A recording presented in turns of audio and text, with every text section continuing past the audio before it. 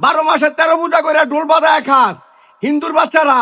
তোরা ঢোলটা বাজাবি করে, তোকে ঢোলটাও তো বাজাইতে দিতাম না আমরা।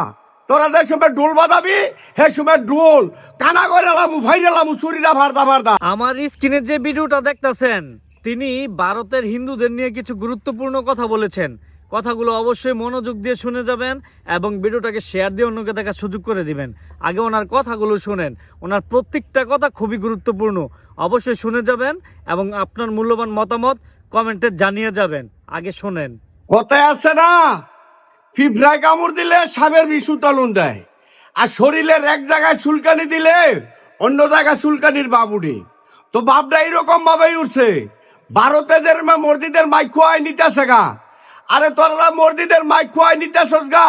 12 মাসে 13 পূজা করে ঢোল বাজায় খাস হিন্দুর বাচ্চারা। তোরা ঢোলটা বাজাবি করে, তোকে ঢোলটাও তো বাজাইতে দিতাম না আমরা।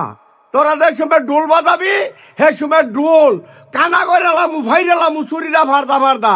তুই ঢোল আর বাজাইতারতি না, ঘরের ভিতরে বয়ে বয়ে খালি ফ্যাট বাজার লাগবো কয়ে দিলাম আমি। ঘরের ভিতরে বয়ে ফ্যাট বাজাবি, ঢোল বাজানের চিন্তাও করিস না।